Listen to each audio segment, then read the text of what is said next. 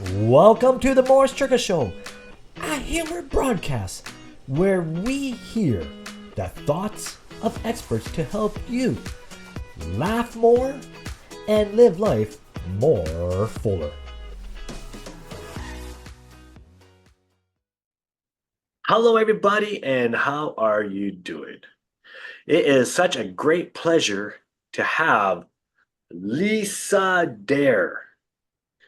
She is a principal and CEO of Lisa Dare and Associates. She is an executive coach, leadership practitioner, consultant, and speaker with close to 20 years of experience. Wow. Her background includes practicing as a clinical hospital pharmacist, a medical sales representative for several major pharmaceutical companies. Whew, that's a pretty big task right there. A certified fitness instructor. I think she got the fitness part from running around to as all these fitnesses, pharmaceutical companies. As a dedicated lifelong learner, she is continually adding new and innovative tools to her coaching and consulting toolkit. This enables her to support clients in becoming the best version of themselves in the pursuit of living their biggest and greatest life.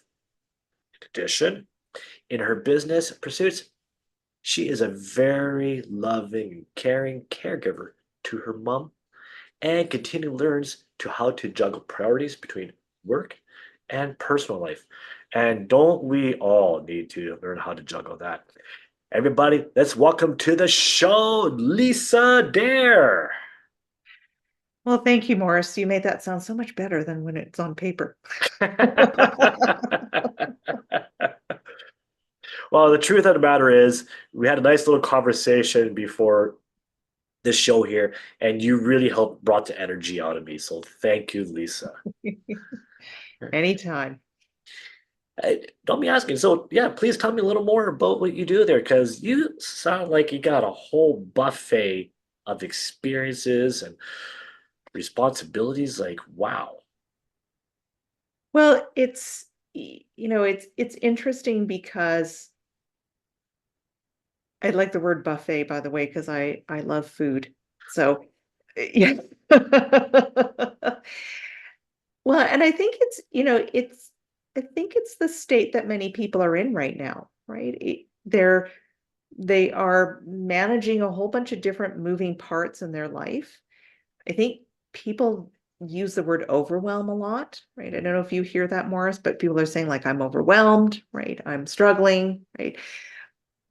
I think it's evidenced by the fact that now on television, it is the norm to have like, there's an online therapist thing, right? I can't remember what it's called now. I can't remember what it's called, but you'll have people going like, my relationship with my family and my boyfriend and all my friends is so much better now that I have my own therapist, right? So, I Yeah. mean, there's this normalization of seeking help and support for things because people are dealing with so many things, right? And I think it's great that, people are doing that and that we have that ability to now access those services. But to your question, I think the way that I'm wired is I've always wanted to be busy. So I think, Right. in fact, people, when they first get to know me, probably don't realize that I'm a very sort of well-controlled type A person. So I'm Okay. not one of I'm not one of the ones that bounces off the walls, but I'm very much a type A person because, I'll have like about 3 or 4 books on the go because I'll start one and then I'll go, oh, well, I heard this one's really interesting. So I start reading that, right? Like I'm ordering from Amazon all the time or going to the library. And it's just been kind of the nature of my life. I've always had something going, always been doing something because I suppose as one of my philosophies, it has been about, how much can we like how much can we wring out of life, right? That if we can just wring out that towel or just squeeze a few more drops out of that lemon, Oh, that's kind of the way I'm wired, is to really extract every bit of goodness that I can from life. You are speaking my language here. It, I don't like going to bed. Trust me, I love sleeping. I love how it feels, the comfortableness of the bed sheets. To me, when I go to bed, it means that's it. There's no more I'm going to do today. I want to get the most of it. I want to get, hey, I can do this. I can do this. No, no, no, I can do this. Okay, okay, I'll go to bed. Yeah, I call it well, we call it the squirrel syndrome, right? Or the bright, shiny objects, because there's always the same thing, right? Because during the pandemic, I left, obviously, all of us that were fitness instructors left the world of fitness, right? Because we couldn't do the in-person thing, and some of my Right. colleagues went online. But then I got interested in pursuing different kinds of fitness uh, activities because I was thinking about, because I was reading about forest bathing and being out in nature and using that as a form of not necessarily therapy, but a way of just, again, right, enhancing our wellness. So I was like looking at that. So I'm thinking about doing the certification for that. But then I'm like, oh, well, but maybe now I should go and do Pilates, right? So should I do that certification instead, right? So there's always something to be learning or doing. So yes, I totally get that. Wow. So with all this different background, physics instructor, medical, working in the hospitals, working with pharmaceutical companies, and it sounds like just hearing that sounds stressful and very overwhelming. How have you find humor helped you in your daily practices without going, see, Mm. I lost my hair because of it.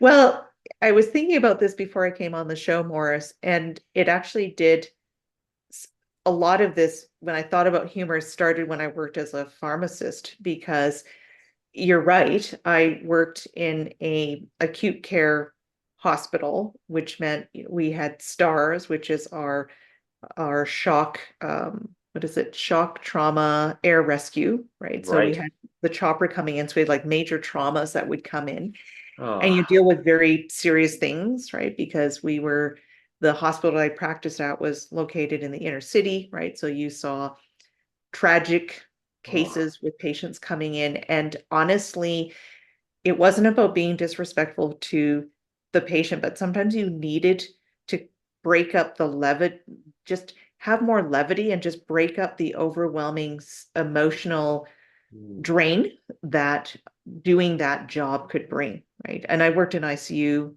so I worked like in some of the most demanding units or and also medical teaching, so we would see all right. kinds of unusual cases and stuff like that. But sometimes you just kind of needed to make to make a joke about something, right? It's not about somebody, but it's about, the situation, right? It's kind of like Right. Seinfeld did, right? Because I think of comedians as actually a really interesting, I think they're a very interesting breed because they're able to see life. They actually see life in a very unique way and then can sort of go, people, are you noticing something here? Right? Like sometimes we Right. take ourselves too seriously, right? Or sometimes to your point, you and I were talking about Morris, history, right? The impact of what history teaches us. And sometimes people take those things so seriously that they don't realize that there are more important things that they could be concerning themselves with. Yes. Almost so it's almost silly and comical, right? But humor is its own language, right? I did a series on archetypes and the joker, right? Or the jester, Right. or Right. is a archetype. And what's fascinating when I started to research this is in the olden times, right, in the Middle Ages, right, who actually held a lot of power was actually the court jester, right? Right. The court jester could go to, usually it was the king, but there, sometimes there was a queen, but they were the ones that could say things, right, to the royalty, right, to the leaders, the ones in power, because they could actually make commentary about life and not get in trouble, right? They were actually quite highly respected for their ability to sort of say, well, here's what's going on, right? I mean, people would sort of take them for a fool, but they were far from it. It's and also it's being a court jester is a very dangerous position as well. Yes, Because it can be. under some kings, you're not funny. Yeah. Yeah. As is job hazards. Yeah. So, and I think, getting back to what you said, so I mean, certainly in the work that I did in the hospital, humor was one of the things that helped, Mm, right? I mean, you were always very mindful of, as I said, you wouldn't be using that to be hurtful towards someone, but it would just be a way of just lightening things up. And sometimes it would just be laughing about something quite ridiculous that would just sort of break up the tension, right?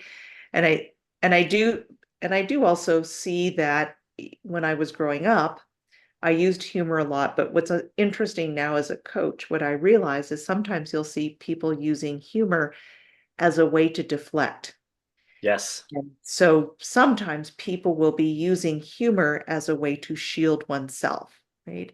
That's the other thing that I was reading about when I was researching archetypes is they said, now here's the caution, right, of the joker or the jester is when we use humor as a way to express something that's going on for ourselves because we're uncomfortable or not Right. feeling safe or not allowing ourselves to be vulnerable enough to do that, and we Ah, channel it through humor, right? So I thought, well, that's an interesting side, right, of humor. no, that's no, how true is that? Uh, I also love using humor as a wrench in the gears. You see Mm. someone so focused on this here, they're like yelling at you, "Rar, rar, rar, rar, rar," and then use that humor just to kind of, again, not to downplay them or uh, not to say their point's not relevant. No, no, no, no. It's again, you say that different perspective. You say that humor, and next thing you know, you see record scratch, and they literally shake their head, their eyeballs go, "Ay, ay, ay, ay, ay." And next thing you know, their whole demeanor has changed. They're now more present in the conversation and not so like a bull seeing a red flag. Mhm.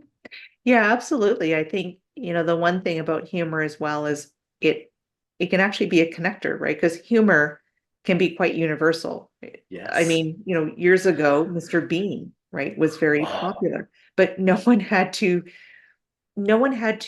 speak any kind of language to find Mr. Bean funny, right? For the most part, right? Because most of what he was doing was sort of physical comedy, right? And it was, you could see what he was doing, right? He wasn't speaking, right? And anybody would find that funny, right? Like I still yeah. think of the one at Christmas where he's like running around with the turkey on his head.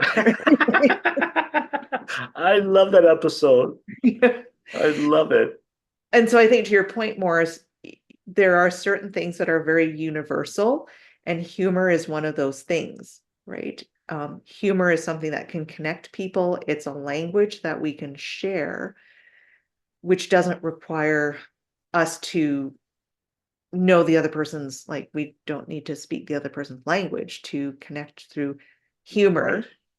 And of course, I was also thinking about this because I participated in something called laughter yoga. Laughter yoga.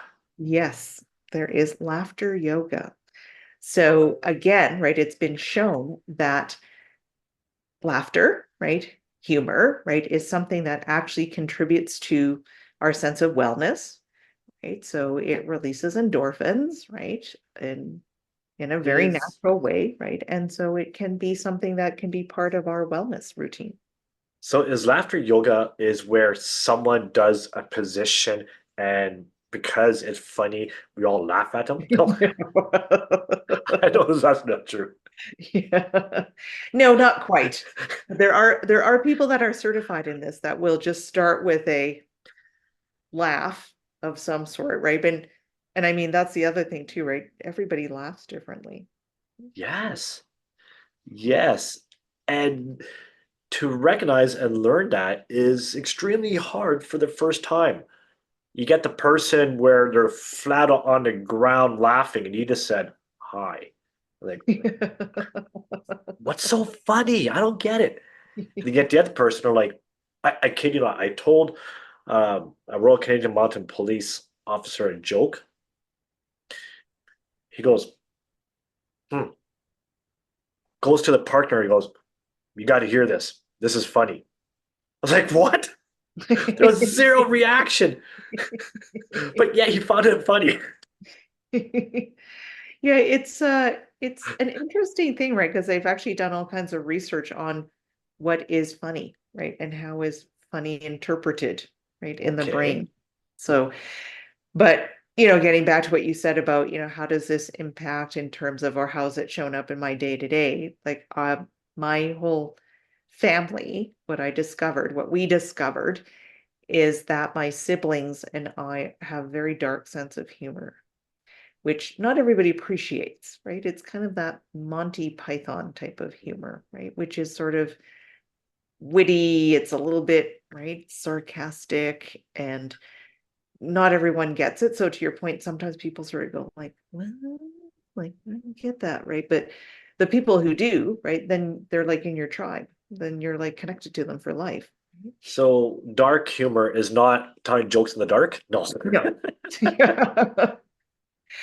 Well, I can tell you an example of that. So I'll tell a joke, Morris, because you said I could tell a joke, right? So Oh, I like jokes. yes, well, when I was working as a hospital pharmacist, and in fact, this couple is here this weekend. I worked with a couple that had moved from Winnipeg. They were both pharmacists, and the husband was very anal about getting to work on. Like he was very anal about time. So he was very like he took pride in like arriving like a little bit early to get ready for his shift.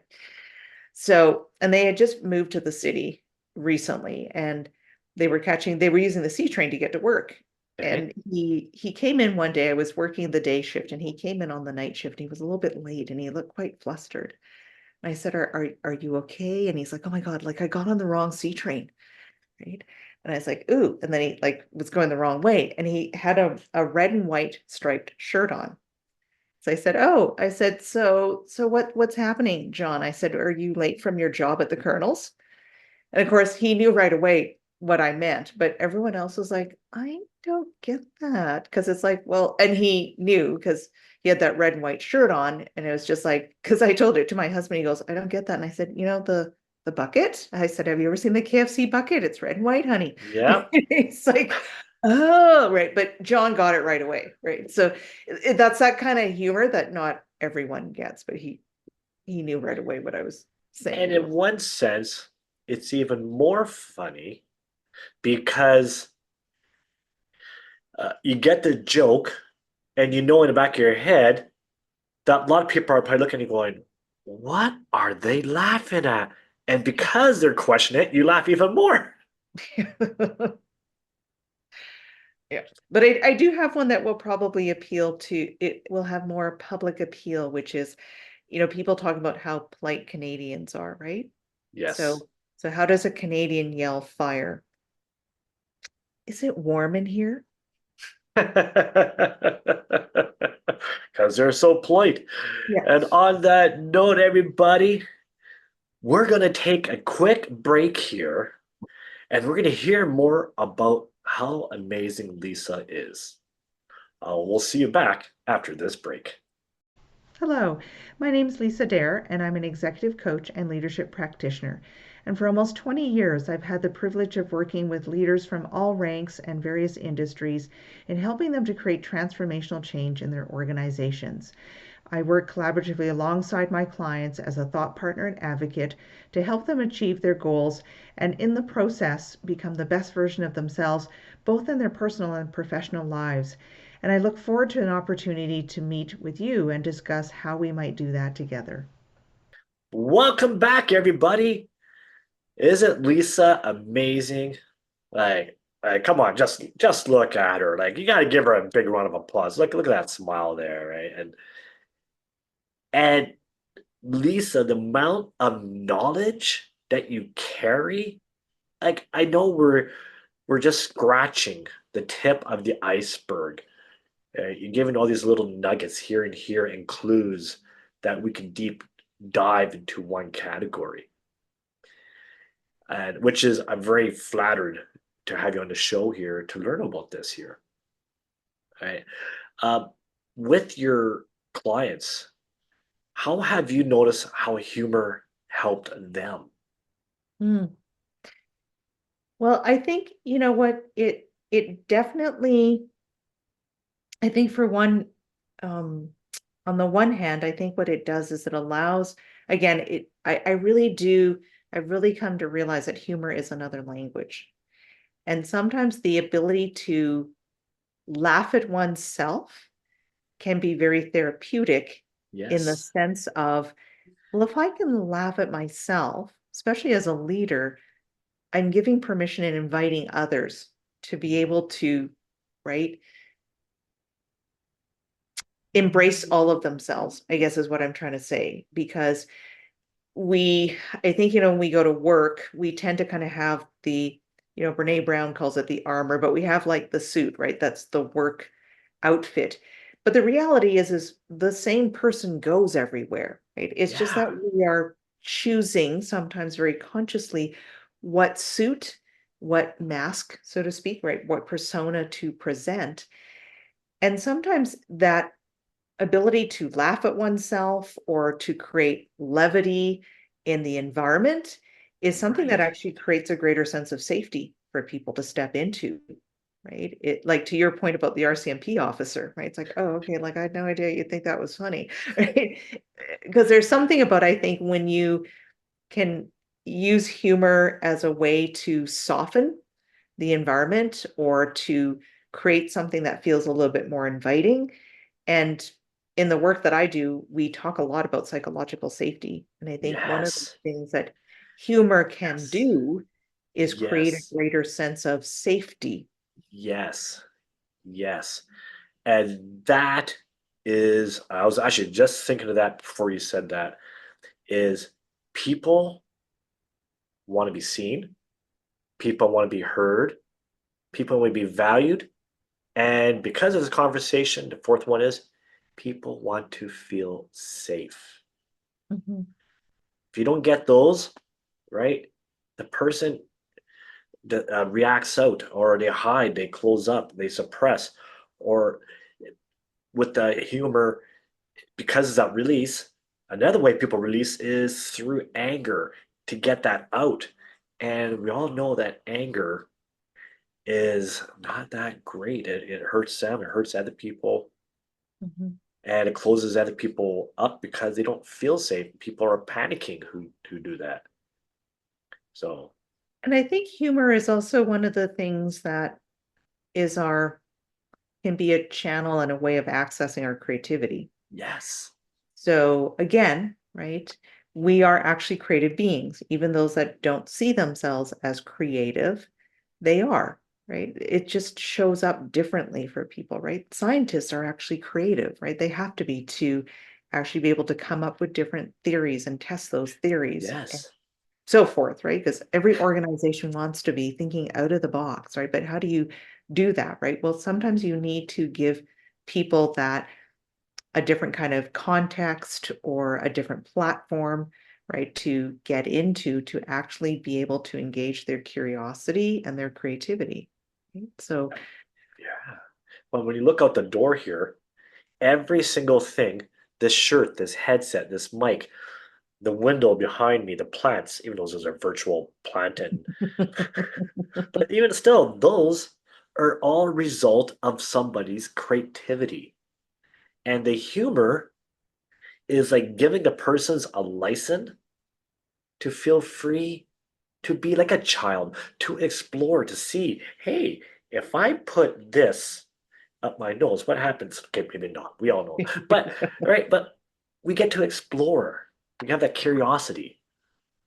well, and sometimes, and I'm sure that if people were to really think back in their memory banks, some of the most memorable experiences that we've had with people that we enjoy being with have been moments where we've been able to laugh about something, right?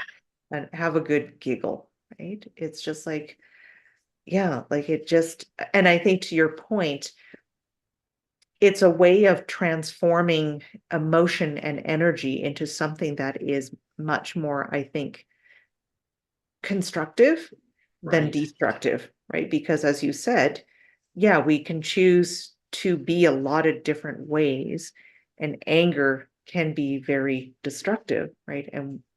And I think we're also seeing in the world that we're in now that people holding those kinds of emotions will actually create um, health issues at a cellular level, right? It can Mm, actually, it's been shown now, right, with that kind of, those kinds of the stress and those kinds of emotional turmoil that people might go through, it can actually create cellular changes versus, yes. right? And we know, like, you know, if you interview anybody who's elderly and has lived a long life, right? What's one of the common things? Oh, you know, I I let stuff go. I tend to see the positive side of things, right? We can laugh about this, right? Like it's that sort of, and I think laughter and humor is also about joy, right? Yes. We can choose joy. Right? Uh, so true. Um, I seen this one scientist, and you probably saw it, where they grab a little petri dish and they put some water in it, and they'll speak something negative it, another one something positive, and it freezes, and the pattern it creates, right? The negative looks awful like sewage, but yet the positive, it's so beautiful Mm. because our body is mostly made up of water.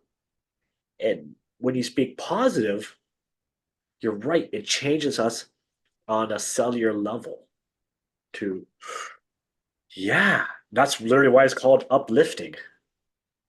Well, and what's really fun about it too, Morris, is that, when you're interacting with people, you're drawing from each other's energy, right? Mm. So I love it when I'm conversing with people like you because it just brings out the funny part of me, which is like, because when you said that, the thing about the water, it's like, yeah, there was like, I don't know, was it Doctor Who or Star Trek where they said bags of water, right? They're talking about the humans and they literally said bags of water, right? But Bags of water.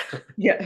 But I mean, absolutely, right? I think that people don't realize that at that cellular level, things can be happening, right? And so we see things like inflammation, right? We see more illness, right? We see the the kinds of other consequences that happen from a health perspective, right? And I'm just a huge proponent of what is it that we can do to empower ourselves to have agency over our wellness, right? Because we Yes. also know we have an incredibly overburdened healthcare system, right? And how much of that could have been mitigated by some of these practices, right? Of Yeah. choosing joy, right? Choosing laughter. You don't mind if I share with you a really cool story? Mm, Okay. My aunt, when she was 99 years old, my cousin calls me and goes, Morris, my mom, she's not doing too good. She's not going to make it. You better say your goodbyes. So I rushed over to her and I walked into her room. There she is lying on the bed, motionless, mm, white, no color. I was like, I missed my chance to say goodbye to her. mm. And then I noticed ever so slightly her chest was moving. She was breathing. I was like, oh, yay. He's alive. Exactly. She's alive. Or in the movie The Princess Bride, she's not dead, mostly dead, Yeah, right? mostly dead. Yeah. Still alive, mostly dead, right? That's new. I just added to that part. That's funny. I like that. And I decided to be silly, to share jokes, to be goofy. I'm not getting no responses from her. I don't know if she can hear me from or not. I, I'm believing that she can. Mm. And by me doing that, after a while, I see this. One eye open up. Yay! Right? So I'm really excited. I'm sharing more jokes, being even goofier, even though my English is not really good right now, but that's okay. It's bringing humor. And then I see this. And then she gave me a snarl and she looked at me and goes, "You knucklehead." And that is her way of saying, "Morse, you're silly, you're goofy, and I love you." Yeah. And here's the cool thing. I started telling more jokes, even more jokes, because it's, well, I got two eyes open up. Let's see what I could do. Telling jokes, color came back in her face. Sparks came into her eye. She stood up. Now she's laughing and telling jokes. Hug her, like said goodbye. And here's the beautiful thing. That moment when my cousin told me to say your last goodbyes, Mm.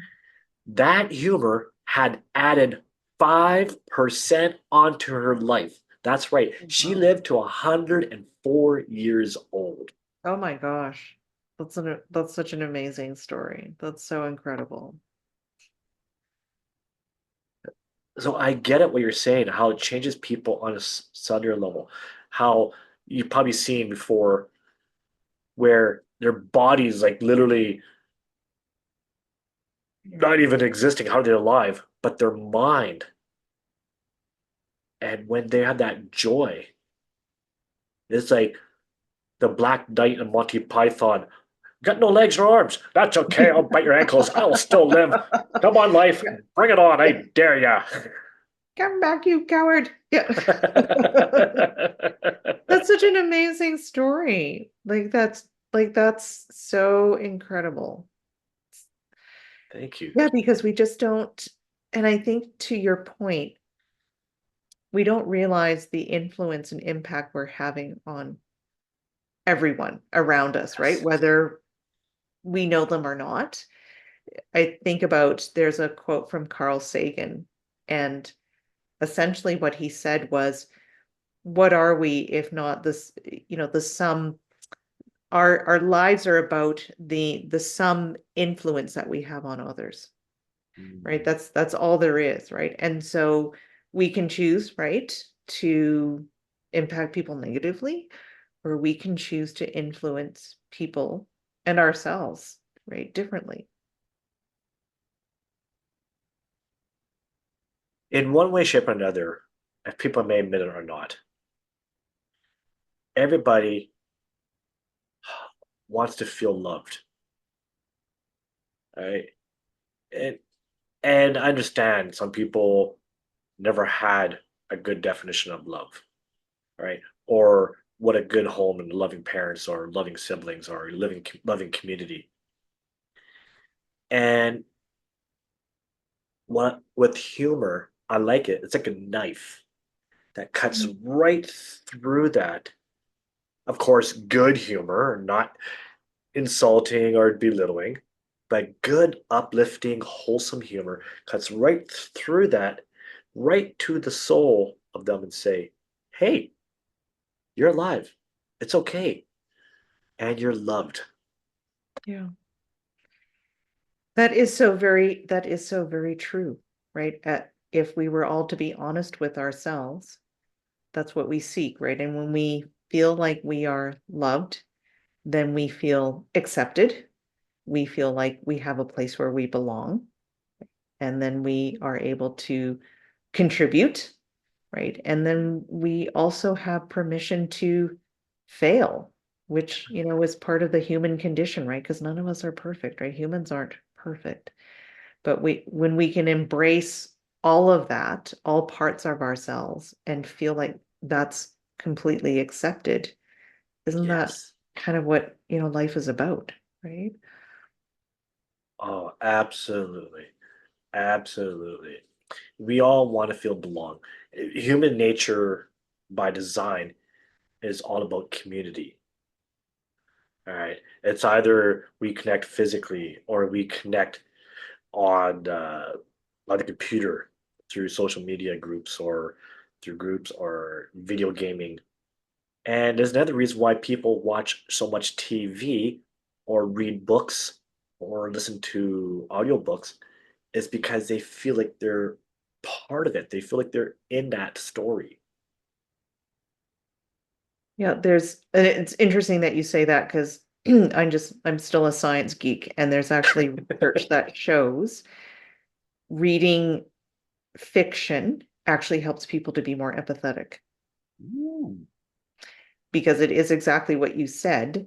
Because when you're reading a piece of fiction, you then start to identify with the characters in whatever it is that you're reading, and you start to then experience whatever they're experiencing.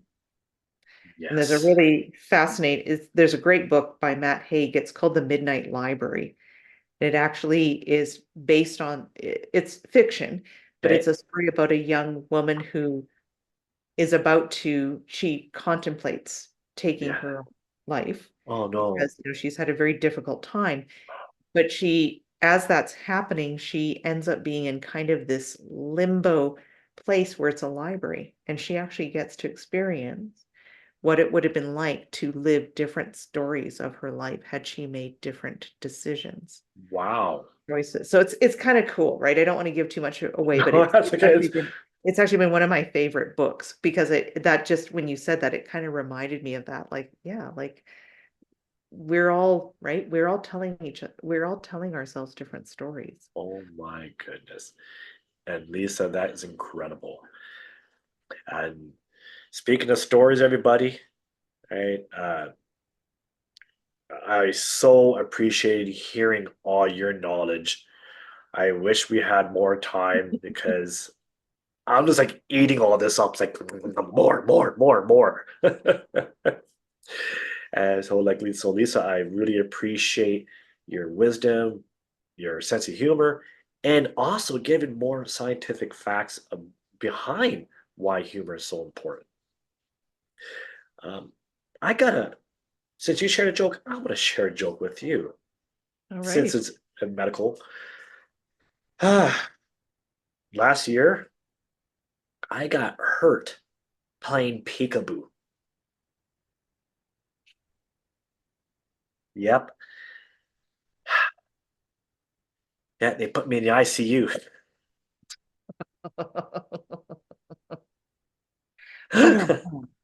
Thank you very much. Thank you for my next show. No. Well, I thank everybody. Make sure to click like, subscribe, share with this somebody who you know who would feel extra valued from hearing from this, and comment. Would love to hear your comments. Most importantly, there's going to be links below. Click on them to get connected with Lisa because what you heard was just looking at the buffet. You didn't have a chance to really get in there and eat it. Enjoy that nice roast beef and mashed potatoes and okay, I'm getting hungry now. Good thing we're ending this here. So yeah, Lisa, any last comments before you want to say goodbye? Well, I just wanted to say thank you so much for the opportunity to join you today, Morris. I really enjoyed our conversation, and it's always just, I think it's just always a great opportunity to be able to share, our philosophy, and hopefully it's something that will impact somebody, and even if we just impact one person, right? Yes. Then I feel like that's success, right? If we can make a difference for one person to maybe get them to reflect and think differently, then I see that as a success. So thank you for the opportunity to join you. And I thank you so much. And that's why I always like to tell everybody try to make one person smile at, not try to make somebody, but smile at one person a day. And if we all do that, it's amazing how we can make this world a better place. Lisa, I thank you so much. Here you have it, folks. Lisa Dare. I dare you to click on the links below and you will not regret it. Take care, everybody, and I'll see you all tomorrow.